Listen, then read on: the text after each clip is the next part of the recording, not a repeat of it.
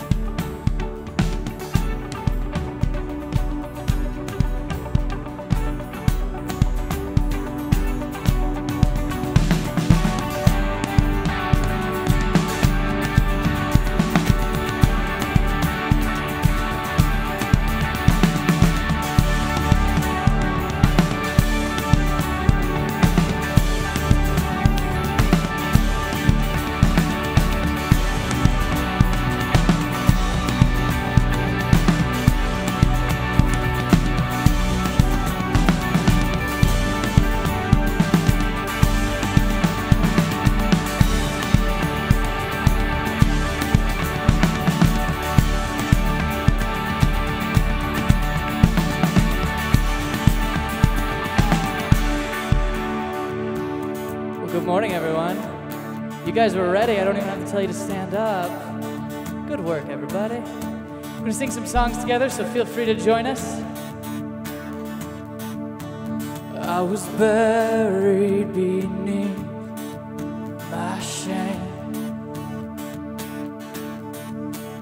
Who could carry that kind of weight? It was my till I met you. I was breathing but not alive. All my failures I tried to hide. It was my till I met you. So you called my name, and I ran out of that out of the darkness into your glorious day. You called my name, and I ran out of that grave, out of the darkness into your glorious day.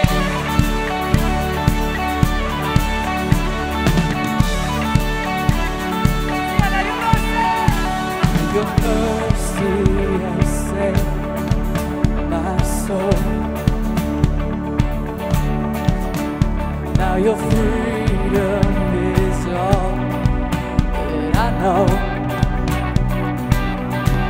The old man knew Jesus when I met him.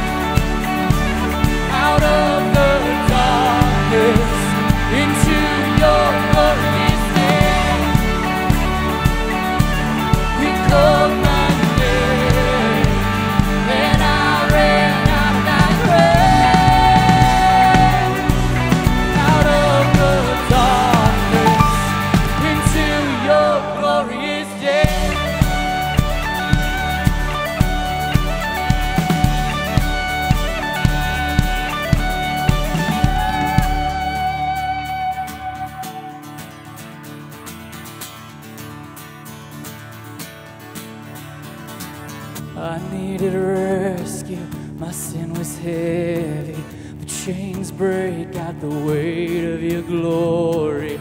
I needed shelter, I was an orphan, now you call me a citizen of heaven.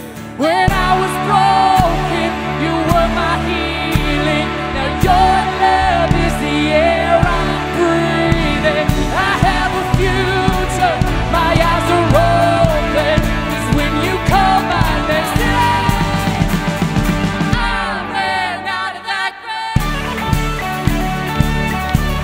out of the darkness, into your glorious day. You called my name, and I ran out of that grave, out of the darkness, into your glorious day.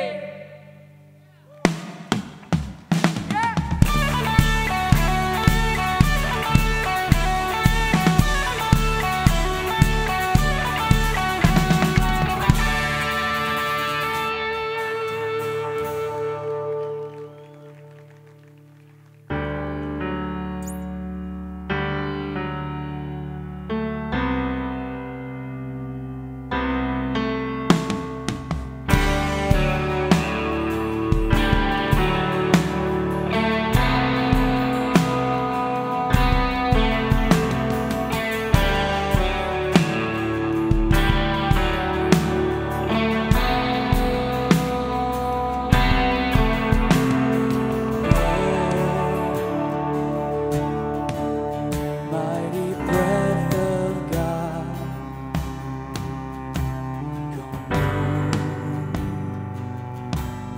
upon this place. Oh, mighty breath of God,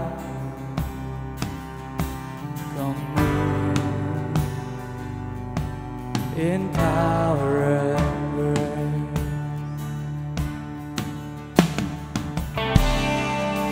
Streams of mercy flowing down,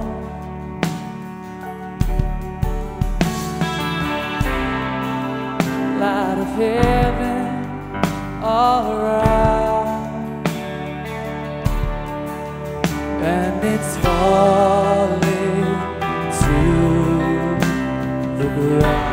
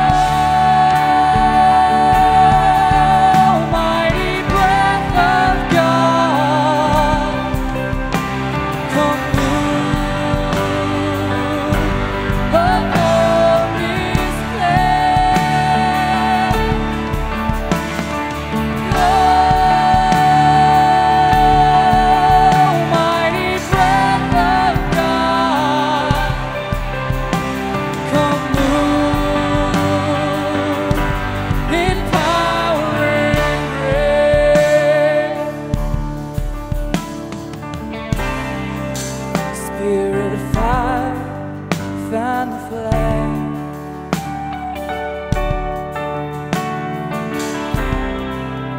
Passion for your holy name. Burning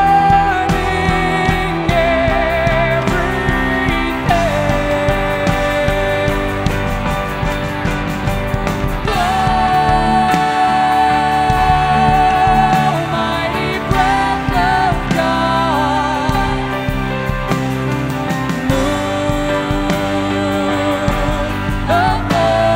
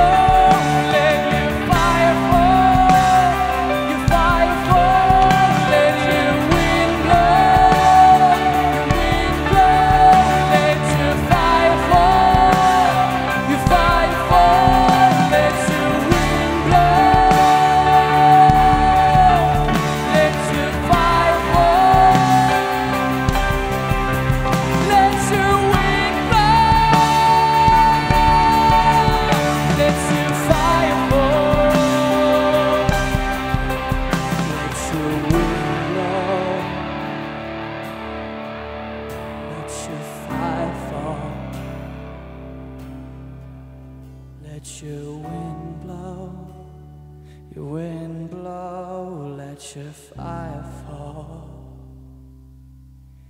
You guys can have a seat.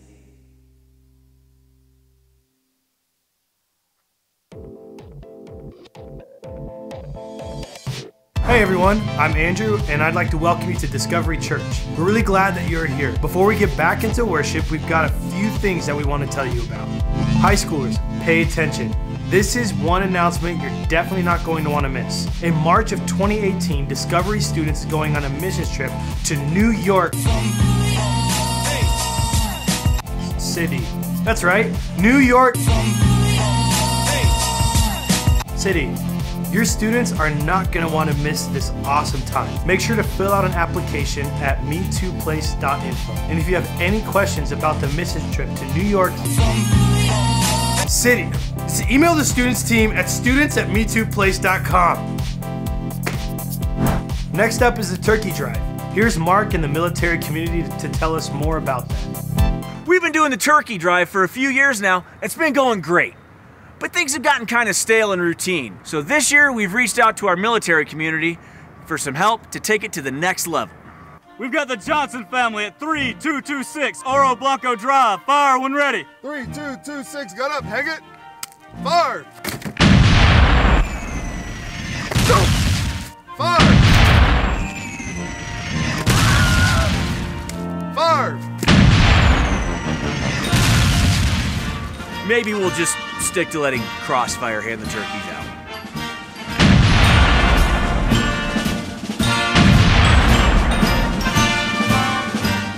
Well done, boys. Mission accomplished. This is the last weekend of our turkey drive. Every year, we help collect turkeys to give to families who otherwise wouldn't get a Thanksgiving dinner. So if you'd like to help us share the love of Jesus with absolutely no strings attached, all you have to do is bring a frozen turkey and drop it off either Saturday or Sunday. Head on over to me2place.info to check out all the other awesome events we have going on around here, like our Women's Christmas Breakfast happening on December 2nd from 9 a.m. to 12. Make sure you check us out on Facebook, Twitter, and Instagram for all sorts of stuff that we can't fit into this announcement video. That's all we have for you this week. Enjoy the rest of the service, and see you next time.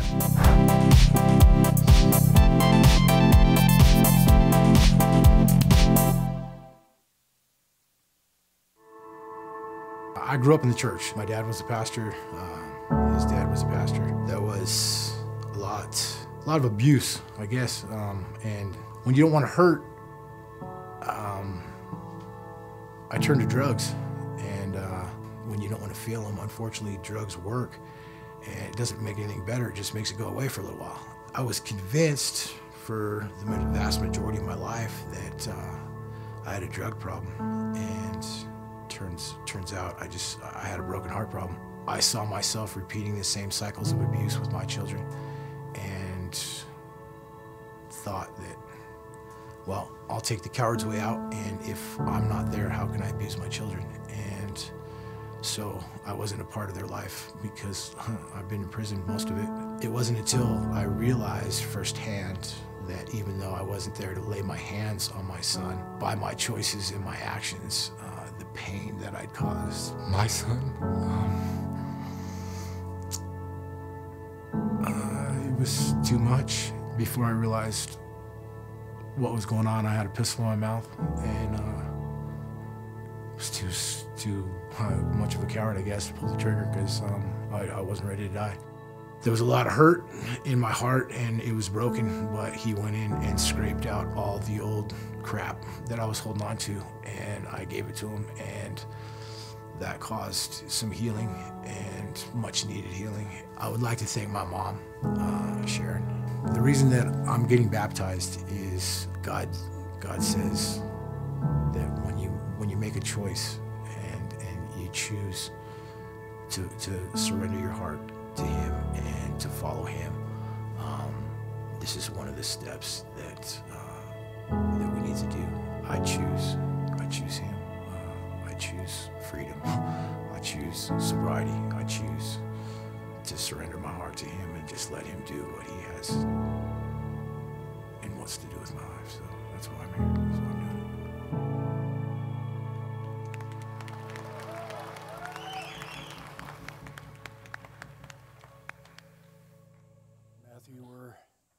so proud to be a part of your journey and to see and witness the Holy Spirit, his transformative work in your life. So today, Mom and I, we baptize you in the name of the Father, and the Son, and of the Holy Spirit.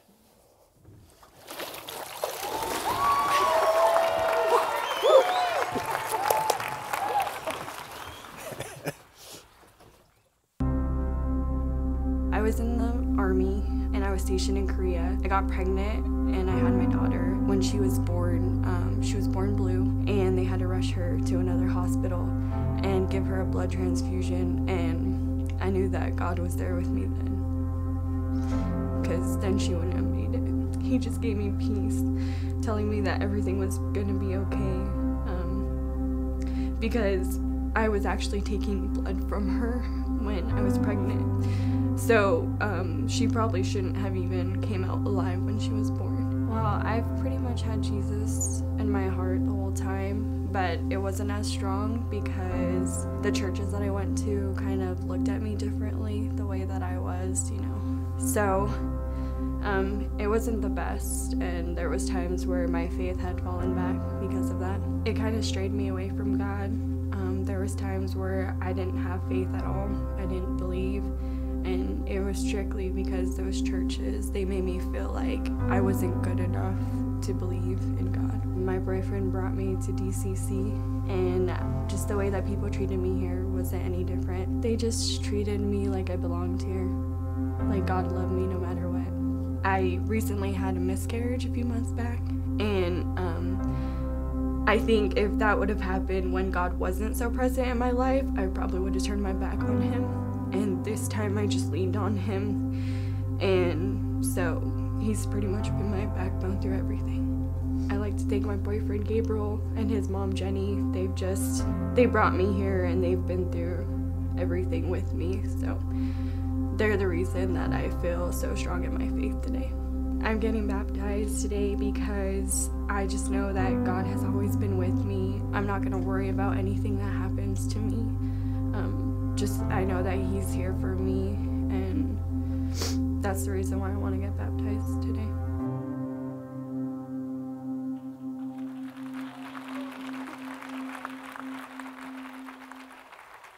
Jessica, I am so proud of you for making this decision, and I'm so excited for you for this next part of your journey and your story. And so I baptize you in the name of the Father, the Son, and the Holy Spirit.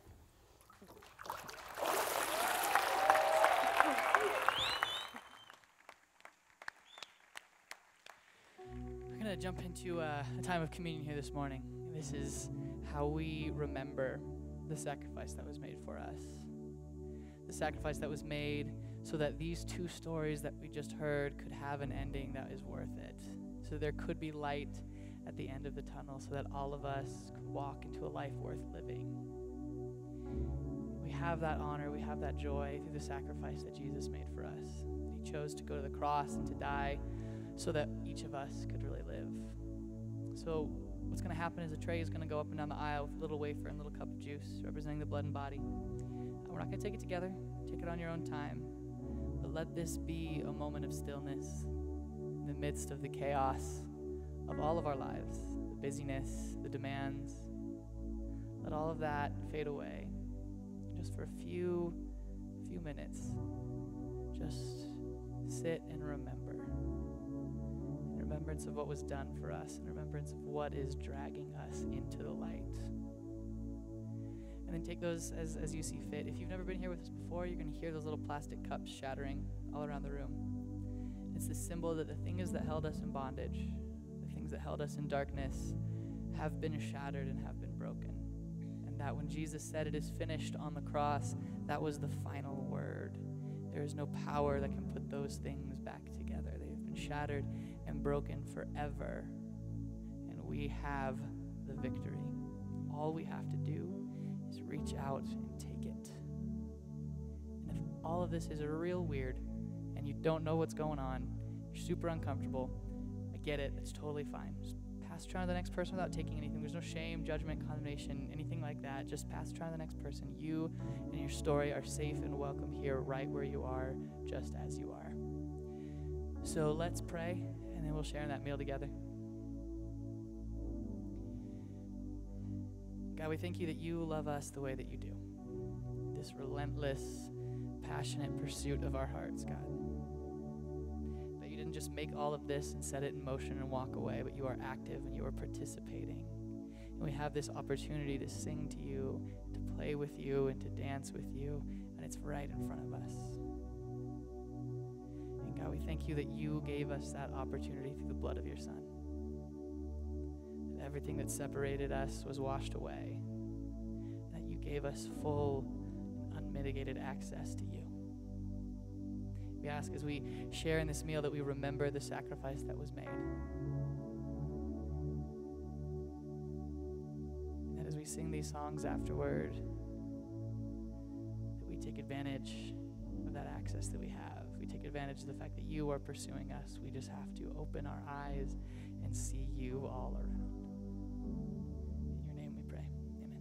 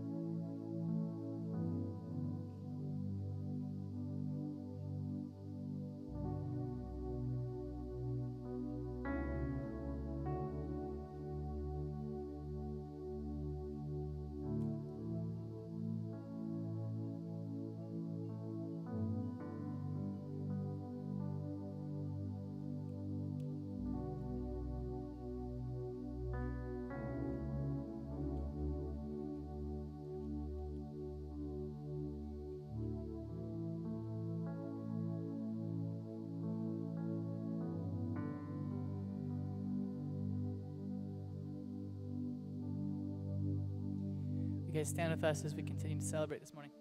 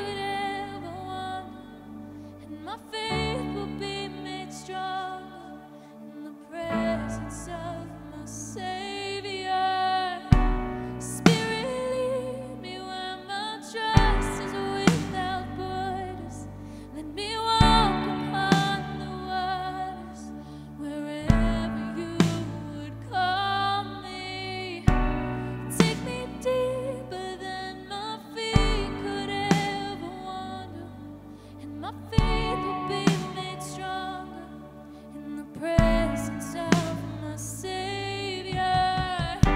Spirit, lead me where my trust is without borders. Let me walk upon the waters wherever you would call me. Take me deeper than my feet could ever wander, and my faith will be made stronger in the presence of my Savior. Spirit, lead me where my trust is without borders. Let me walk upon the waters wherever you would call me. Take me deeper than my feet could ever wander, and my faith will be made stronger in the presence of my Savior. Spirit, lead me where my trust is without borders. Let me walk upon the waters wherever you would call me. And take me deeper than my feet could ever wander. My faith will be made stronger in the presence of my Savior.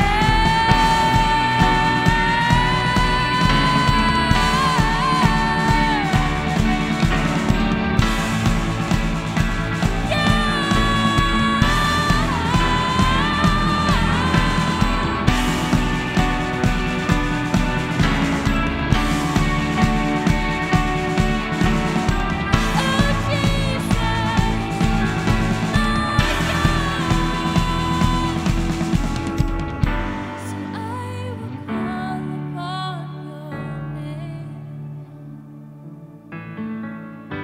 and keep my eyes above the waves. My soul will rest in your embrace, for I am yours and you are mine.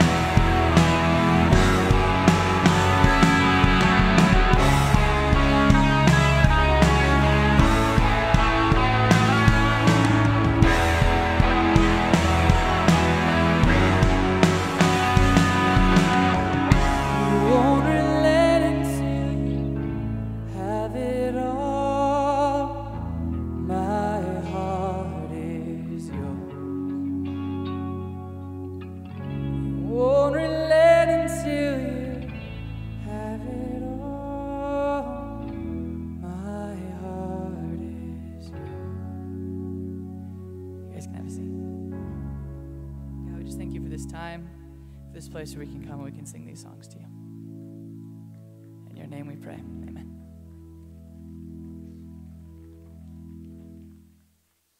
Hey, let's give it up one more time for the band. What do you say? Great weekend. Hey, Annalise, new singer, 17 years old. How about that? Wow, it's good stuff. Good stuff. Hey, I'm excited about baptisms today. How about you, right? How about those stories? It's amazing. You didn't get to see the one first service, and we had 6 people get baptized today.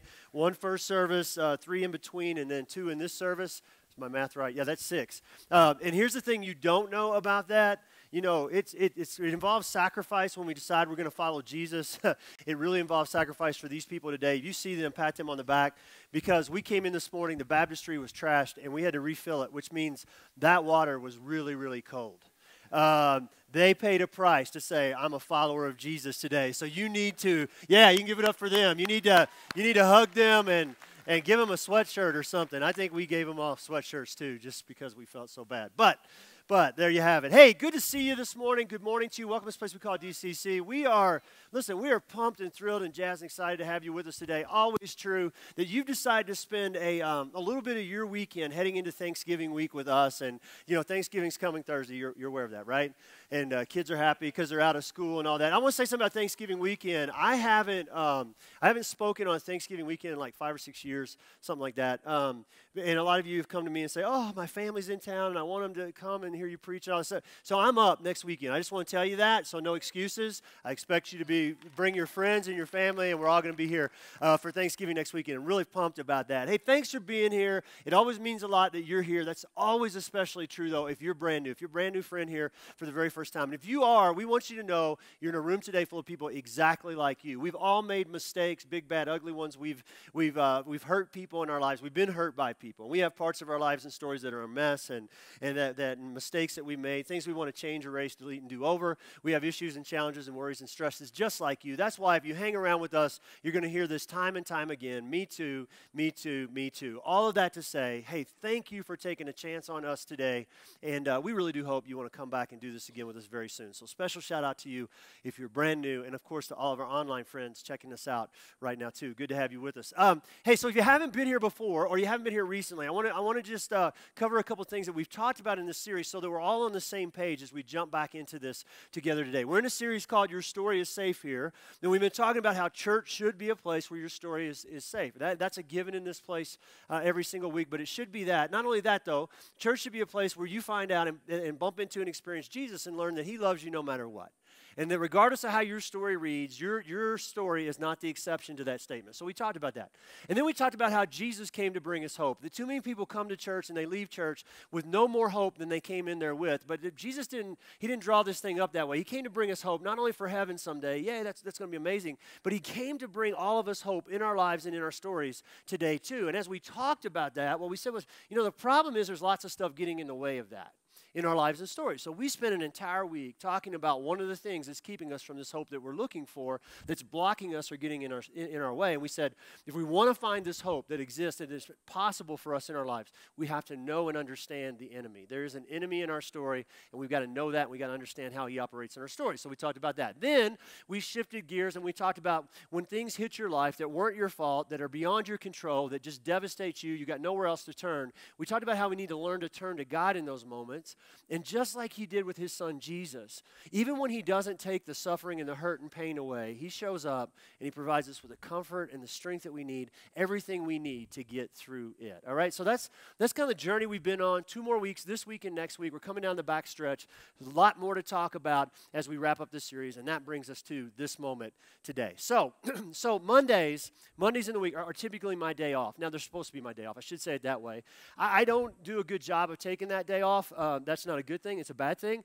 I'm working on it because, soul care, and I need to take better care of myself and all that. It's been especially challenging since we added Saturday night services, but I realize I'm working on that. I realize I'm not leading our team very well, and I'm not modeling healthy rhythms in life for our team, our staff team, especially my younger staff team. So there is that, but that's another sermon for another day. Just hold on to that. So Monday's my day off, and about a month ago on a Monday, I scheduled a physical, to go to the doctor and have a physical. Now my staff likes to tease me about the fact that I do weird things on time off, like my sabbatical this past this past summer, I had a colonoscopy. So this past month, that Monday, a month ago, I had a complete physical, which is really not a big deal until you're a man over 50.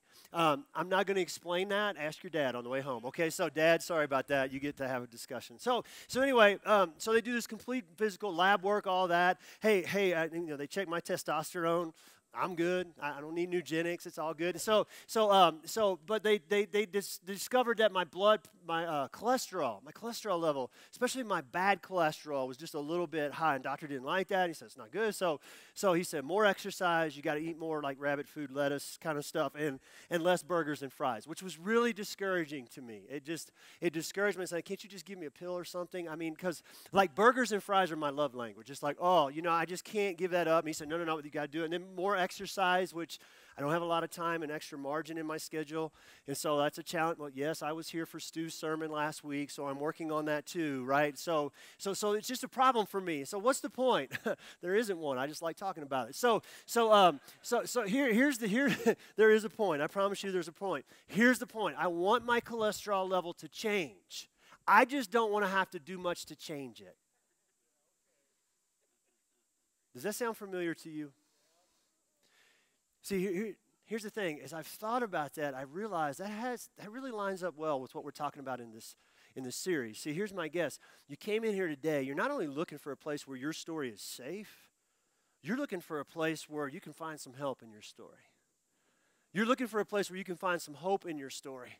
Right, the common denominator in the room today is all of us came in here today wanting our stories to improve, to get better, to move forward, to take a step forward. That's the seat that all of us sit in here today. And so much like me, I want my cholesterol level to lower, and so I got to listen to what my doctor says. My doctor says, Greg, if you want to live a healthier and better story, you got to make some changes in your life. I wonder if that's where this thing's breaking down for us. Because, see, a lot of times when I look at our lives, what I see is this, and me too, right? What we're really looking for is a different life that doesn't really require us to live differently. See, one of the biggest things that's getting in our way, one of the biggest things that's keeping us from this better life that we came in here chasing after today are the lines that we continue to draw in our lives. Now, I don't expect that to make much sense to you yet, but hang with me. It'll make a lot more sense in a few minutes.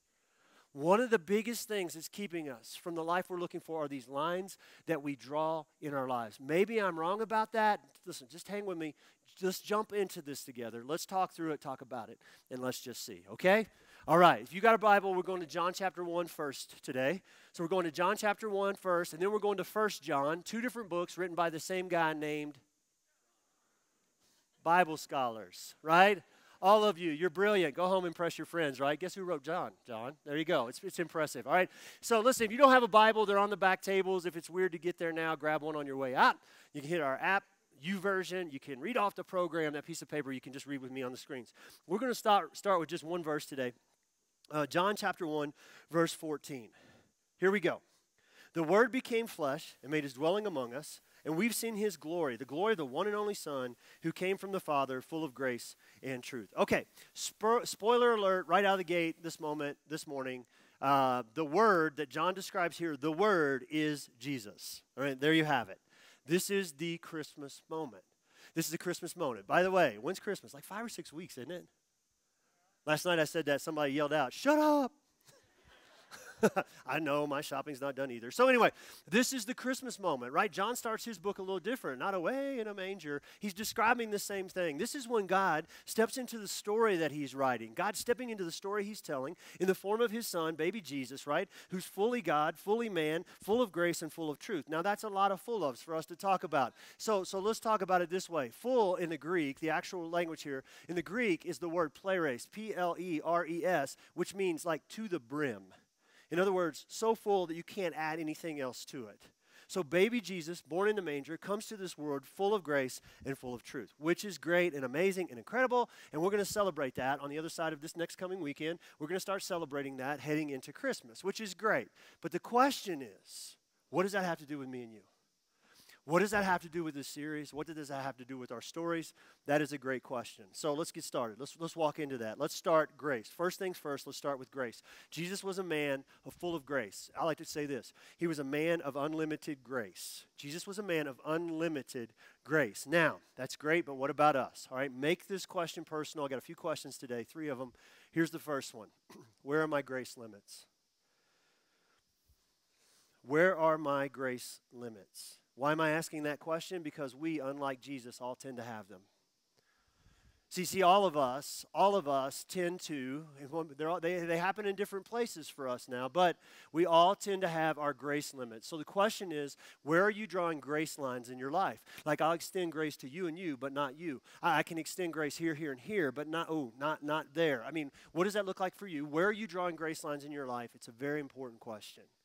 It really is. Now, you would think that a guy like me who's lived the story that I've lived, I've been in such a desperate need of grace so many times in my life, made so many bad mistakes. If you don't know my story, you can ask someone around you before you leave today, or you can just go back and watch 2 weeks ago, and that'll give you a clear idea of one of the big, major, stupid things I've done in my life. But a guy who would need as much grace as I've needed in my life would be quick to extend grace to anyone and everyone for anything and everything. You would think that. And yeah, but the truth is sometimes not so much. About 3.5 years ago, I reached out to a mentor of mine. Now, this guy had seen the call of God on my life probably as early as anyone did. I was a practicing trial attorney at the time, and he started to encourage me about being in ministry. He was very instrumental in the journey that I took from the courtroom into becoming a pastor. And in fact, I would go as far as to say that I'm not so sure that I'd even be in ministry today if it weren't for him. So about 3.5 years ago, I reached out to him because I just heard that he had just gone public with the news that he was transgender. Yeah, and by the time I heard, she had changed her name, she had changed her voice, and now she was living her life totally and completely as a female, which just blew up the church world. She was connected in churches all over the country, and man, the church, it pushed them over their grace limit, and they just basically wrote her off. Now, in that moment, I was in some real tension. I had a decision that I had to make. But before I get to the decision I had to make, let's just be honest. This is pressing on us, isn't it? This is pressing on a lot of us in the room right now. The fact that I use she, a female pronoun, is pushing some of our grace limits. And what I want to say is this is not a theological statement. I'm not establishing a theological position here. I'm just being kind to a person who's been kind to me during the course of my life. That's all this is. Don't read more into it than that. But here's the thing. So I sit in this space. What am I going to do? I sent a text to the last number that I'd had. We hadn't talked in like 2 or 3 years. She responded. We set up a phone call. And I'll never forget, I sat in my office back there, and I was working that day, and I worked, and I got to be about an hour out from the phone call, and I started to feel a little queasy, a little sick at my stomach. And I'm like, I'm not so sure I can do this, and what's this person going to think of me if I reach out, and all these people that have written her off that I know, and how am I going to be in these circles now? What are they going to think of me as a pastor? What are they going to say about the church I'm leading, and all this stuff? And so I started to get really worried about that, and I was like, you know what, I think I'm just going to call in sick, or I'm the one that's going to initiate the call, so I just won't call her, and it'll all be good. And in that moment, I realized that I was getting ready to draw a grace line. I'm getting ready to draw a grace line here, and I felt like God saying, Greg, you remember standing on that sidewalk in Raleigh, North Carolina, when that leader from your church looked at you and said, you better watch yourself because you're outside the grace of God? Do you remember how that felt? Do you really want her to feel that? So I'm sitting in that moment, I'm going, oh my gosh, I don't know what to do. I don't understand. I can't comprehend and understand what she's going through. I can't relate to it at all. I don't know what I'm going to say. I'm going to fumble my words. This conversation is going to be awkward. And all that was true. I didn't know. I didn't understand. I couldn't relate. But I said, you know what? I cannot allow her to believe there is a limit for God's grace for her in this moment. I just can't do it. Now, having said that, the tension was real. And the temptation was for me to draw hard lines, hard grace lines right there. We are all tempted to do this. Me too. We're all tempted to draw hard lines. See, here's what I know to be true of you and me. We tend to extend grace to others to the extent that we understand or can relate to what the person in need of grace is going through. That's where we draw. If we can't understand their struggle, if we can't understand their pain, if we can't understand what it is they're going, we can't relate to that, that's where we tend to draw these hard grace lines in our lives. We extend grace to other people to the extent that we have required or received grace ourselves. and really usually no further. Me too on this. Now, that's what we do. But here's the question. Is that the right standard? Is that the right standard? I just want you to think about this. How about this? So Jesus, the Bible tells us, was tempted in every single way that we are, yet without sin. So Jesus, think about all the ways you're tempted to cross the line. Do what's outside of God's plan for your life. Jesus was tempted in every single way. The difference is Jesus was never on the other side of sin going, wow, I just did this horrible, terrible thing for the 20th, 50th, 100th, 120th time in my life. And Jesus was never sitting there going, I wonder if God's grace still extends to me. See, Jesus never needed grace. Jesus never needed grace. If Jesus' ability to offer grace to others was based on the grace he himself had received, we'd all be in big trouble. See, Jesus is this being full of grace thing, and Jesus just extends grace, unlimited grace, unlimited grace. It wasn't based on Jesus, the grace that Jesus had received. It was based on his decision. I'm not going to limit my grace. I'm not going to draw a line. In fact, there's not going to be a line. That was not based on grace Jesus had received. It was based on a decision. I wonder, what if we are supposed to be making the same decision? I want to tell you something. When you see someone do this, it's one of the most beautiful things you will ever see. One of my favorite discovery moments, if you haven't been around here long, 7 years ago in our church, I think, give or take, we were over at the old building, over at Barnes & Powers. Church was probably between 200 and 300 people at the time, and a guy walks in. I didn't even know this was happening on the day that it happened, but a man walks in, and he's totally high on crystal meth. Just totally wigged out, freaked out on crystal meth. He walks in, and he bumps into and starts a conversation with probably the most perfect person in the whole place that he could have talked to, Brandon Buchanan of our church. And if you know Brandon, Brandon is a boxer. He's tough. He's tatted up. He looks good. He's a handsome dude. But he is one of the most gentle warriors that you will ever meet in your life. So he bumps into Brandon. He starts talking, and he immediately gets comfortable with Brandon, which is what we all do. And in the midst of this conversation, he finally feels comfortable enough. He says to Brandon, dude, I just got to tell you, I am so high right now on crystal meth, standing right here in the middle of this church. You know what Brandon said to him? He said, I'm so glad you're here, man. You're in the right place. You know what happened next? So Blanca, Brandon's wife, is standing right there. They invited him to their house for lunch that day. Now, I didn't know any of this was happening. A couple months later, this guy, he's kept coming back to the church. He comes up to me one day, and he's crying. And I don't really know who he is. He's been around, but I hadn't really met him yet. He comes up, he's crying, like tears running down his face, and he goes, who does that? I'm like, what? You know, like who is who, and what are you talking about? And so I was just, no, I didn't really say that, but inside I was going, what are you talking about? So anyway, he goes, I came in here a couple months ago, and I was totally tweaked. I was high on crystal meth, and I met this guy, and I talked to him for a few minutes, and he and his wife, he invited me to his house for lunch. And so he invited me into his home with his beautiful wife and his two beautiful boys, and all of his stuff was there when most people wouldn't even tell me where they live. He said, who does that? Great question. When the answer is Jesus, Brandon, Blanca, someone who refuses to draw grace lines where God doesn't draw them. See, we need to understand this. When it comes to you yourself and the people around you, include yourself in this. What I want to say to you is, if it is anything other than full-on, full-throttle, unlimited grace, it's not Jesus. It's not Jesus. And for some of us, the biggest battleground for us, the biggest battlefield that we exist and live on is in the person that we struggle the most to extend grace to is the person staring back at us in the mirror every single day. And what I want you to hear is nothing will keep your heart locked up and locked down. Nothing will keep you more from the life that you're looking for than unforgiveness. Lack of grace for yourself and for the people around you. So maybe we need to reevaluate our grace limits. Maybe we need to take a hard look at these lines that we draw for those around us and in our own lives and stories too. And the problem is, listen, we don't have a choice. Finding the life that we all want, we all came in here looking for, really requires us to do just that. I think we owe it to ourselves to think about that. All right? Let's keep reading. It gets worse. Verse 15, okay? Verse 15, John, he's talking about John the Baptist now.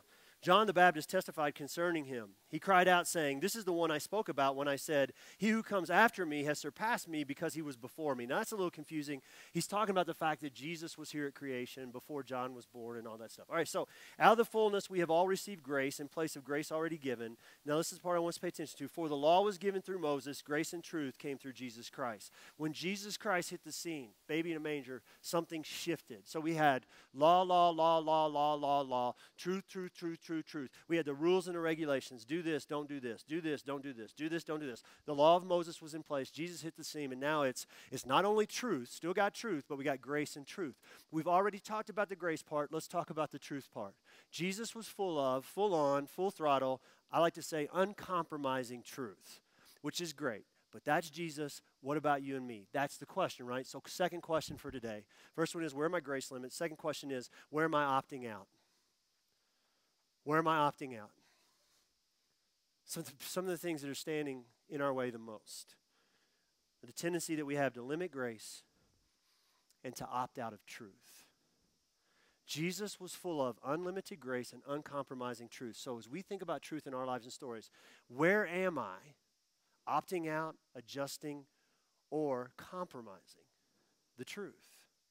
Now, if you hang around here for very long, you're going to hear us say, hey, we're just a community, a gang full of people, a bunch of people chasing after a better way to live. And it's true. I mean, that's what we're after, right? We're chasing after a better way to live. We say this. We believe Jesus offers that, but you don't even have to believe that to belong here with us. And it's true in this place every single week. And so what we're basically saying is this. This is where my life is today, but I really would like to see my life be here. All right? So this is the man I am today, but there's a different man that I really want to be. So there's a gap between where I am and where I want to be. So when there's a gap between where we are, and I believe there's a better life available to me, how do I get from here to there? That's the question. Now, we can guess at that, and we can do trial and error and get recommendations and all that, but really, the best way for me to get from here to there is if I had some clear instructions, I had a roadmap in the world we live in, just give me a GPS, right? GPS. So here's my question. Will GPS get us from where we are to where we want to be? It depends. Maybe, but it depends on what? Whether or not we're going to follow the directions. See, if we decide we're going to skip some steps, I'm just going to skip that one, then it's going to what? It's going to reroute us, and then you're going to skip again. It's going to reroute us, and you're probably never going to get there. If you do, it's going to take a long, long time, but much longer, and it's going to be a lot more frustrating. Right? And so here's what I'm trying to get to. GPS, instructions, guidebooks, maps, all this, it's only good to the extent that we follow it. You know why I say that? And what I think about when I say that? I think about my life and the truth that God lays out for me in this book. Because I don't know about you, but I read this thing and I go, wow, ooh, I'm not completely comfortable with that. That one kind of stings. And God, that's hard. That makes me sad. I mean, if I'm going to actually do that, that just makes me sad. And God, I know you want me to be happy.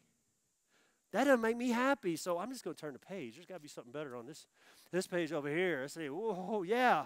You know, oh, God, that one doesn't even seem, that is not even politically correct, God. That's not politically correct. No, come on, God. You know, or it's like, ooh, that really? Well, she's my soulmate. But she's my soulmate. But I know we're not married, but we might be married someday. But I know she's married to him. But if she could choose, she'd be married to me. Okay, God. So here's the deal. That little nugget there. I'm just going to keep. Let's just get past that, right? I'm afraid to tear it out because woo, that scares me. But I'm just going to keep flipping, right? Till here it is. Yeah, that's good. I can do that. Isn't this what we do? This is what we do. We compromise the truth. We opt out of the parts that make us uncomfortable, right? I do it, you do it. We compromise that truth. Here's the thing. Compromising the truth will never lead any of us to the life that we're looking for. And here's what we do. We do it. We opt out of truth. And so when we do that, we understand what happens here. This book that's full of truth, that is like a life manual. This is the guidebook, right? This book becomes a book of partial truth, self-help, feel good about yourself, do what you want to do, the same type of thing that you buy on the magazine rack at the grocery store. And Jesus offers great advice, just like Oprah and Dr. Phil and the women on The View. Right? And so you can just take it or leave it. Hey, just take the parts you like. I'll take that. No. You can just take it or leave it. So that's what we do. How's this working out for us? And we wonder why our stories aren't changing. See, we gotta learn to be people of uncompromised truth, even when that truth is hard to hear, even when that truth is hard to apply to our lives and stories. Back in AD 260, this is 250 years after Jesus, so the Roman world got hit with disease and plagues. It was terrible. 25 to 30% of the entire Roman Empire, Roman world died. And so entire villages and cities would be wiped out. In an ancient letter, there's an ancient letter where a historian wrote about those times, and he said, yeah, when a plague or a disease would hit the city, everybody would just run out of the city. It's just like a mass herd of people. I don't want to die, so they just run out of the city. Everyone ran out of the city, everyone except the Christians. Now, this is a secular historian that writes this. The Christians, they were different. They stayed, and they rolled up their sleeves. And they took care of sick and dying people. Many Christians died themselves as a result of doing that. And you hear that and you go, wow, why? I mean, what are you thinking? Why in the world? How in the world would anybody ever do that? How about this? Love the Lord your God with all your heart, soul, mind, and strength, and love others as much as you love yourself. The greatest of you will be the servant of all. Whoever is willing to be last will ultimately be first. Greater love has no man than this, and he laid down his life for his friends. Do unto others as you would have them do for you. See, when the going got tough, you know what they did? They refused to compromise what it was that God asked them to do. They did. And it would have made sense if they would have, and everybody would have agreed and applauded and understood. Hey, come here, man. I'll run right beside you. Let's get out of this city before we get sick and die too. But they refused to do that. They refused. What they refused to do is they said, we're not going to adjust this to fit our moments and our stories. We're going to adjust our stories to fit this. Now, let's fast forward the clock 2,000 years later. How are we doing with this? I'm not being judgmental, I'm just being honest. I think we've lost this in the church. We keep adjusting this to fit our stories, and we keep wondering why our stories aren't changing. I think we're missing something we need to spend a few minutes talking about. I just want to make a few observations. Out of all the truth that's contained in that book, there's a few truths that we Christians, Jesus followers, church people, whatever you want to call us, are most guilty of compromising. It's what God has to say about our sexuality and our money. Most of us would rather I talk about our sexuality, especially teenagers. Sorry, I'm going to talk about our money. Statistics. The statistics are in. Smart people. We, inside the church, don't give any more than people outside the church do. They give as much to charity as we do to church and charity. It's just true. So I stood on this stage like a year and a half ago, and I said, hey, I want to tell you something. We're not going to submit our numbers this year to outreach marketing to be included in or considered for the 100 fastest growing churches in America. We had done that the previous 2 years, and we'd made it both of those 2 years, which was a great thing. It was a real honor. But I said, I don't want us to get in the habit of thinking that's what it's all about. It's not about that. We want to rescue as many people as possible, but we want to grow the people that are sitting in the seats. We want to grow them in their understanding of Jesus. We want to grow them in what it means to walk like Jesus. We want to grow them in living their lives on mission and connecting, inviting, serving, giving, leading, worship. Those 6 things that we say we want to work on growing people sitting in the seats. And a lot of you thank me for that. You're just like, thank you, Greg. That's so good. Yeah, and so thanks for saying that. Well, this past week I was sitting in my office. And I came across something that bothered me, and it really started me to question myself and my leadership in that. Because despite the fact that I said, hey, I want us to grow people. I want us to teach people what it's like to live on mission. I want to see people growing up in their walks with Jesus, and that discipleship word, right? And learning what it means to walk with Jesus. There's some indicators that I'm not leading us very well as a church into that. And here's what I'm saying. I'm just being honest. Last weekend, there were 140 people or families. We call them giving units. Last weekend, there were 140 giving units, people or families that were on mission with us financially. So I went back this past week, and I looked at 3 years ago, that same Sunday, 3 years ago. You know what I saw? 3 years ago, there were 120 people or families on mission with us financially. You're like, oh, we improved. We've grown by 1,500 people since then. 1,500 more people. 20 more people or families on mission financially with us. And I don't know, I'm not really sure what to do with that. It doesn't feel good for me as a leader of this place. Now, the good news is that in that same period of time, our per person giving has gone from like $13 to almost $19 per person. Now, under my first 5 years here, it just took a nosedive for the worse under my great leadership. So this is encouraging, right? But you're like, okay, I'm not a mathematician, but help me out here. How, if you grow by this many people, so many more people, and very few of them are giving, then how does that number go up? Well, the only explanation is the people that are giving continue to give more and more and more. That's the only way you explain it, as they realize what? You can't outgive God. That when God says, this is not about what God wants from you, it's what he has for you. And they understand, God says, hey, I dare you, test me with this. It's the only time when we're given permission. I mean, the other commandment is don't put God to the test. He says, here's the exception. Test me with your money. Give me back a percentage and watch what I do in your life. And these people are doing that, and they're seeing that God's promise is true. Jesus talked more about money than any other thing in the entire book, in entire Scripture. You can check it out. He did. Why? Because money's that important to him? No, because he says our hearts follow our money. He doesn't care about our money. He cares about our hearts. And so we've got that. Jesus talks about it. God says, I dare you, give me a percentage back. And yet most of us do what? We opt out and we ignore that. We've grown 100% in the number of people in this place, 15 to 16% in the number of people on mission financially with us. Now, here's the thing. When I talk about money in this place, any at all, we don't talk a lot about money. Let's be fair. But when I do, I always say, hey, if you're new here, this isn't for you. Why didn't I say that today? Because this is not about giving to the church. This is about opting out of truth. We know the truth. We just continue to opt out and ignore it. And I don't think, and here's why we got to talk about it, I don't think we understand the implication of those decisions. Let me just tell you this. When I compromising the truth, when I compromise the truth, I always compromise the life that is available to me every single time. And I'm not talking about going to heaven. You don't lose that. I'm not talking about Jesus doesn't like you or love you anymore. Of course he still likes you and loves you. I'm talking about life to the fullest, this better life that you came in here looking for today. When I compromise the truth, I compromise the life that is available to me. There's no way around this. When I opt out of truth, I am opting out of the life that I'm really looking for every single time. And so if I love you, and I do, and I care about you, I got to tell you the truth. Here's the truth. We've got to stop opting out of the truth. All right? All right, let's finish this up. We're shifting to a different book, same writer. First John now, chapter 2, verse 3. We know that we've come to know him, Jesus, if we keep his commands. There it is again.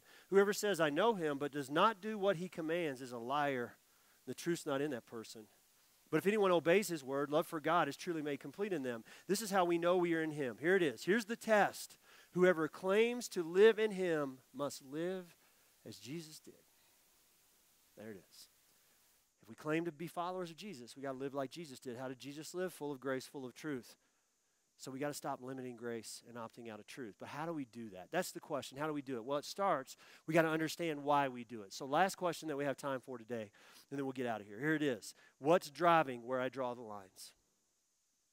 So as you look at the grace lines you're drawing and the truth lines that you're drawing in your life, I'll do it up to here, but I'm not doing this, this, and this. And I'll extend grace up to here. But as you look at the lines, what's driving where you're drawing these lines in your life? Can I tell you what drives the grace lines and the truth lines, what determines where we draw the grace lines and truth lines in our lives? It's really determined mostly by one simple thing, our own comfort.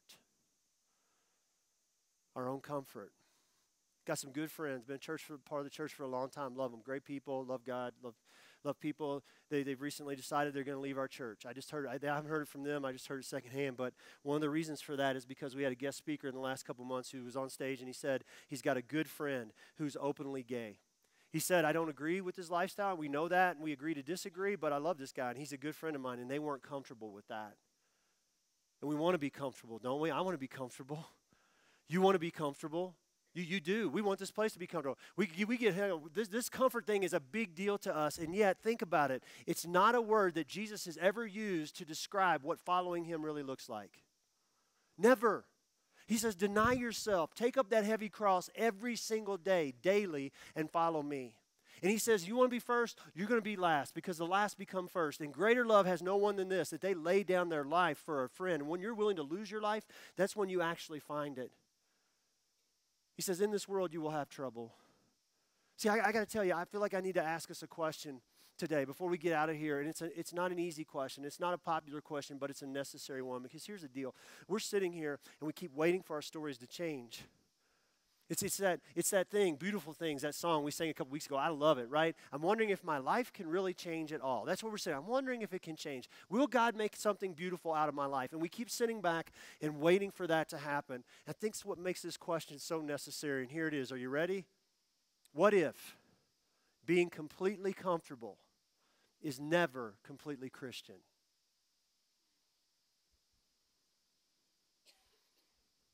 That's tough, isn't it? I just got to tell you, my experience has been this. Being completely comfortable is rarely completely Christian. What if this is what we're missing? What if this is what we're missing? My friend Craig McConnell, several years ago, over at Ransomed Heart, gave me this quote from Terry Pierce. I love it. I want to read it to you.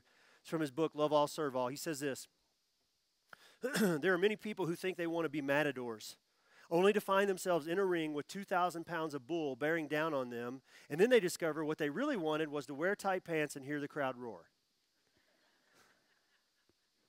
It's right there. I want to be a matador.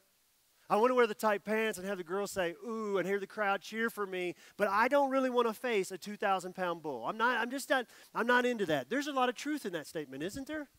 I want to be a matador that never faces a bull. And I want to be a mom that never gets up with sick children and has to spend the night up with them. And I want to be a surgeon who never goes into the operating room. And I want to be a Green Beret who never gets deployed and a Navy SEAL who never has to go through and earn the trident through going through the hardships of the BUDS training there. And I want to be a gladiator who never has to be in the arena. And I want to be a Christian who's never uncomfortable.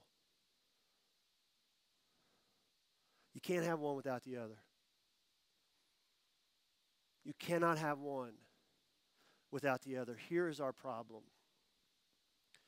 We want all that Jesus offers us. Me too. We want forgiveness, and we want grace, and we want mercy, and we want comfort, and we want peace, and we want forgiveness. We want healing, redemption, restoration. We want all that Jesus offers us while what Jesus asks of us remains optional for us. And we'll never find this better life we came in here looking for today as we continue to do that. Where are you drawing the lines in your life? Could these lines you're drawing be a big part of the problem? 2 questions I want you to take away from here today.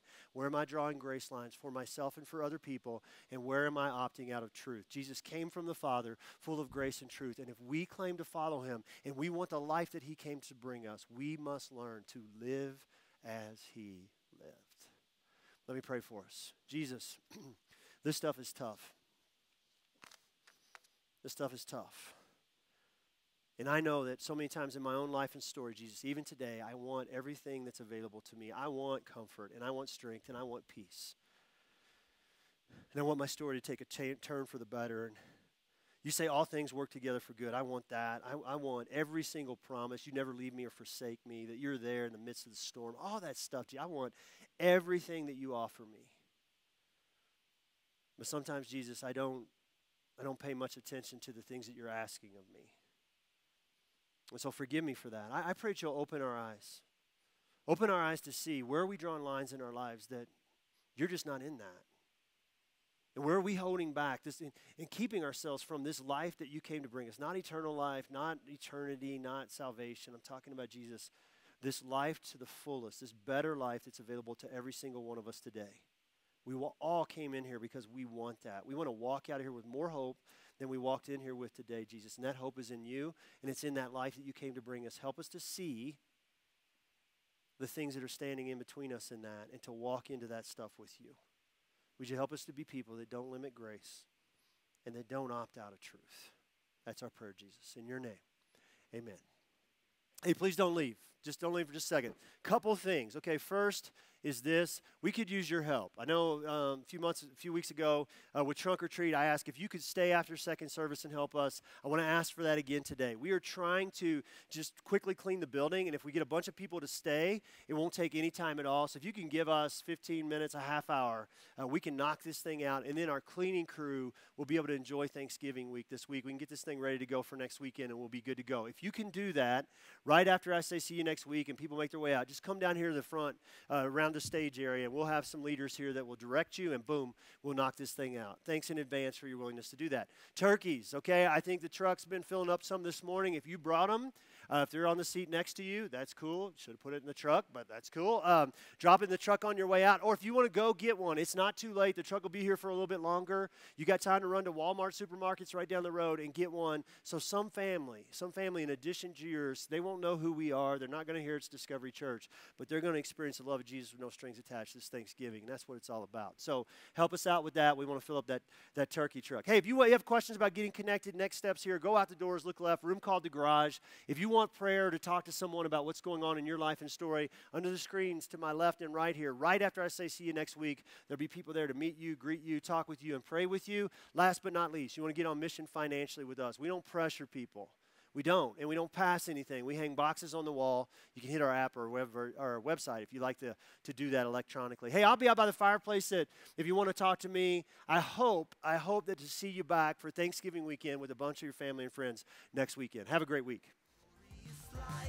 As it broke